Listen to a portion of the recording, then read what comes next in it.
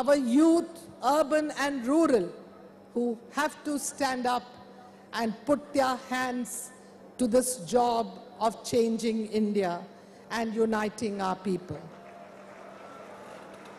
Never forget that without courage and conviction, you cannot achieve anything.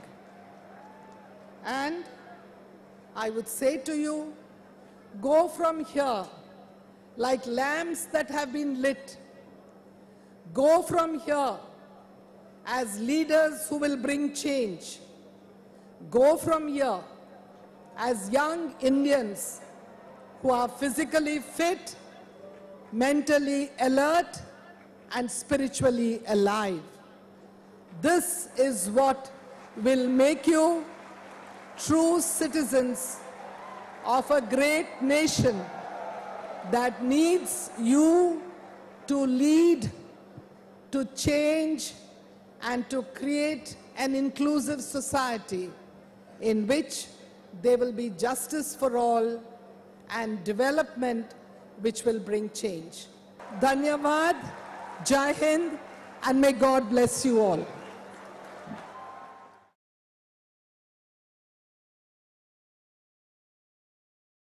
नमस्कार माझ्या तरुण मित्रांनो.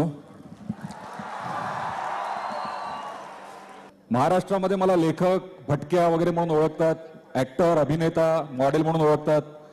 पण मी एक इंजिनियर आहे आणि या MIT इन्स्टिट्यूट मध्ये सुद्धा होतो आणि I am really proud of this institute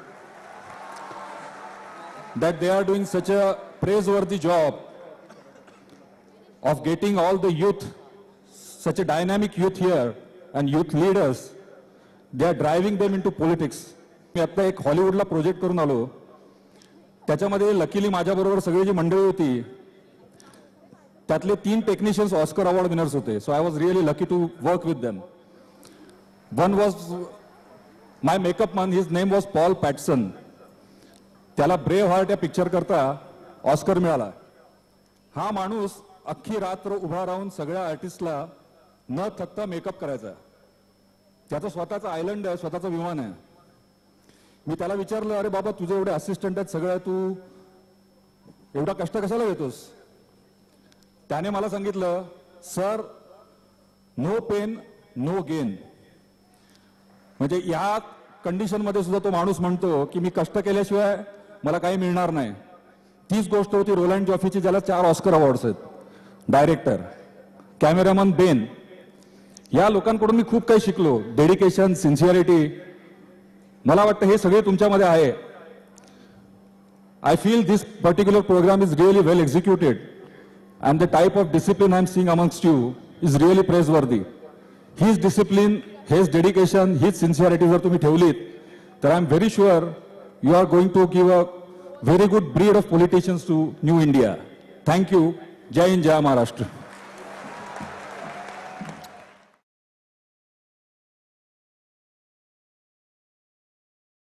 Good evening, all the dignitaries on the stage and the young blood of India. I'm very happy I'm here. I think it's a great opportunity how you go into the fold of a politician and the politics.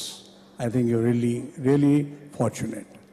I want to tell you only 2 things. The presence of a politician when you're going to be in politics, I feel you have to be very, very articulate. What we lack today, which you see on television, the body language of the politicians, I think sometimes we feel a kind of arrogance. I request you that be articulate, be mild-mannered, be forceful whenever you want, and you put your point across very forcibly, but don't be arrogant. People today have become very wise. They don't need leaders. If they know the leaders who are arrogant, I'll tell you, they send them not to the parliament, but back to home. I sincerely feel that this will be one of the great things you have to do. And I really feel that this parliament has to travel. It should be a traveling parliament because I think Pune, of course, is a great educational center. And this was a proper place to start. The great cultural center, it was a proper place to start. And those who come from outside must have a smell of Pune, that there is a great culture in the soil of Pune. So it is a great thing. But I will also feel that please take to the states where today democracy is in question. Democracy is very important. The freedom of speech is important. And some of the states, as you know, as we see the journalism today, the newspapers and television channels, sometimes you really fear yourself, is really democracy existing? I think that's a right place where the young students go and they have kind of a give and take with the leaders and the speakers. And that's very important. I want to tell you only one incident. When Dr. Ambedkar film was made, so there was a kind of a seminar in the British Parliament on the film, for they showed the film and on the Constitution. And in Britain, many people came who were specialists on the Constitution. Lord Woolf was the Chief Justice of England, was the chairman of this seminar. We have presented the copy of the Constitution to Lord Woolf, the Chief Justice of England. He just held the book, the holy book in the hand, and he raised his head, this Constitution, written by Dr. Ambedkar, as far as the human values are concerned, human rights are concerned, this is the best contribution in the world. So I feel this is a very important thing. If we want to know the democracy well, we have to study the Constitution well. What it says is, try to respect others. A man to man, language to language, sex to sex, caste to caste, a religion to religion. I think that's the greatest message the Constitution gives. I go further and tell the young student today, keep your religion into the four walls of your house. When you come out, you are citizen of this country, and your holy book of religion, if you ever said, it's our Indian Constitution. That's our holy book, and if you keep in mind, you are going to be in future great politicians. That's what I say. It's a great opportunity to talk to young people. Thank you very much, and best of luck.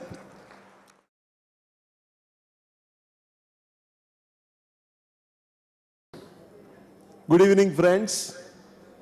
It's indeed a great pleasure as well as an honor to be here for the valedictory function of the first Parliament of Indian Student Council leaders, Bharatiya Chhatra Sansad.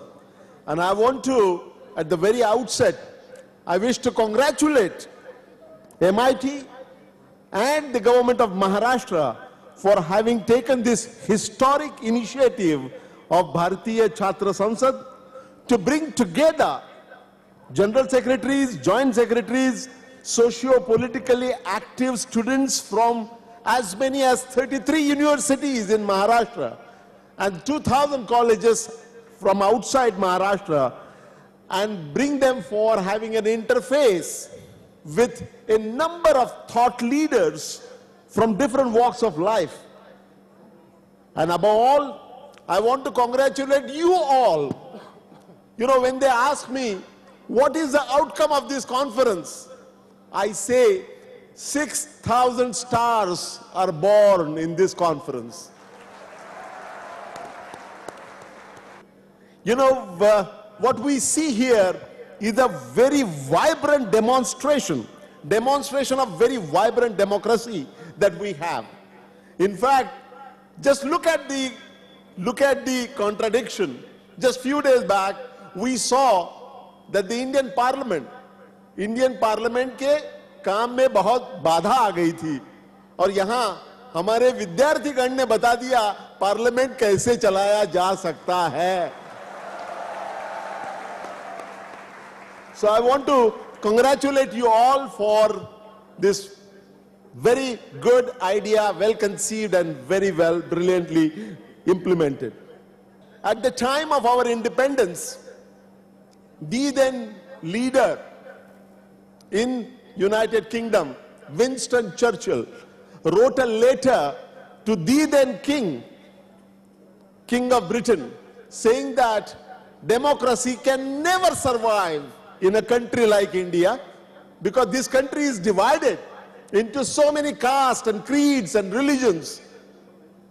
And in this continental country, which is very poor too, how can the experiment of democracy succeed? In fact, he had predicted that, and in 50 years, this country will go to thugs and rogues. These are the words used by Winston Churchill, mind you. And what do we see after 63 years of independence? The democracy in India had survived. Not only it has survived, the whole world was looking at it. Because democracy was an experiment which was... Because this was an experiment which was not expected to succeed in a poor country like India, but it has. In fact, I was telling my American friends when I was in US that you have outsourced many things to India. You should consider outsourcing your elections also to India. The amazing way that we conduct elections in India, where 600 million people go to votes in a continental country like India and bring about a change in a peaceful manner, there is no parallel in the history of mankind for such a large endeavor.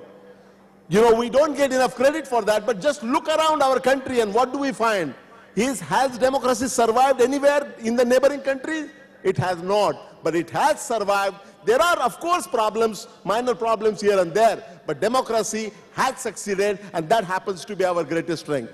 Yes, we are moving towards becoming an economic superpower. What is biggest strength that we have in our transition towards becoming an economic superpower? The biggest strength that we have is our youth power.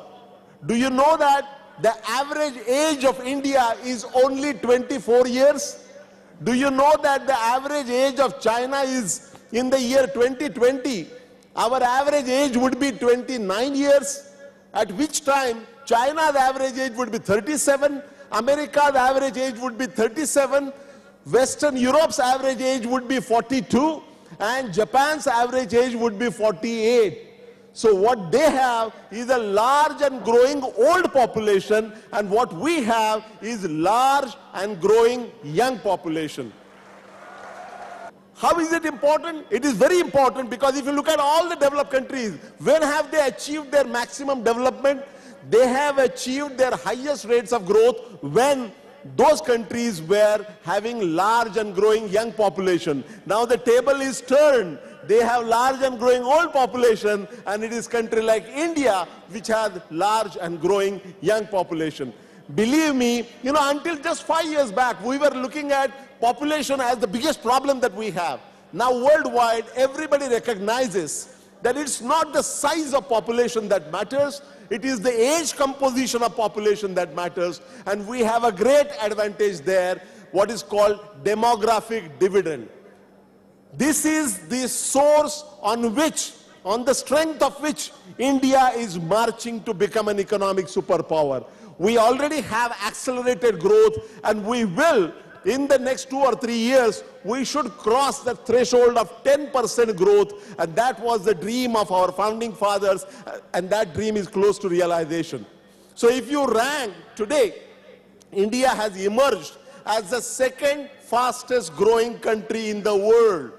But on the other hand, if you rank all the countries in the world, not by the rate of economic growth, but by their social development, out of 175 countries, our rank there is 135th on Human Development Index. And this is the biggest challenge that we have.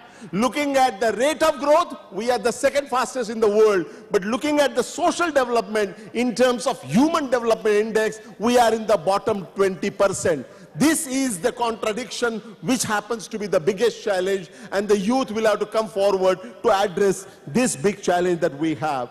Just because we have large and growing young population does not mean that we will automatically move towards becoming an economic superpower. For that, we will have to put our act together. We will have to bring about massive improvement in our education, in our skill development and in our health sector. Unless we do that, if we do not do that, this is going to be a millstone around our neck. And the demographic dividend that we are talking about will become a demographic nightmare for us. And therefore, collectively, we have to put our act together, collectively and individually. And I assure you, from the government's point of view, that this is exactly what is going to be the focus of policy in future. The focus is going to be on inclusive growth. There are unimaginable opportunities and there are several formidable challenges. Competitive efficiency, that is going to be the key word for future. And I want to appeal to all of you to put your act together. You all must equip yourself to face the challenges which are coming your way and to exploit the opportunities which are now available. So you must, on one hand, prepare yourself to equip yourself to face the challenges, and at the same time, you must be preparing to exploit the opportunities which are now available.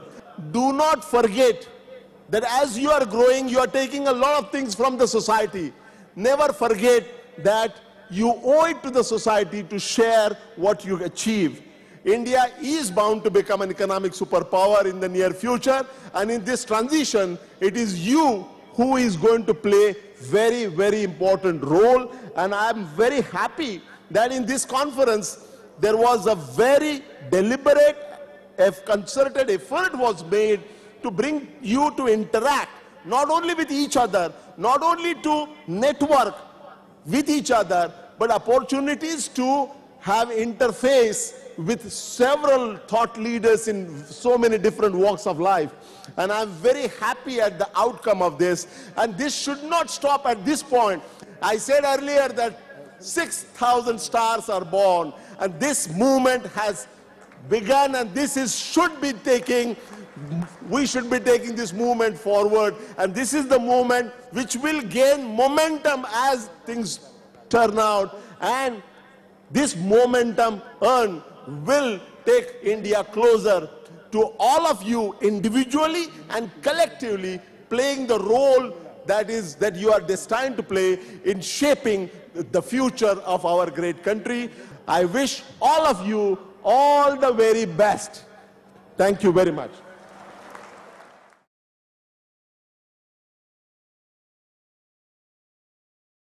May I request Rahul Karad to present the file of the resolution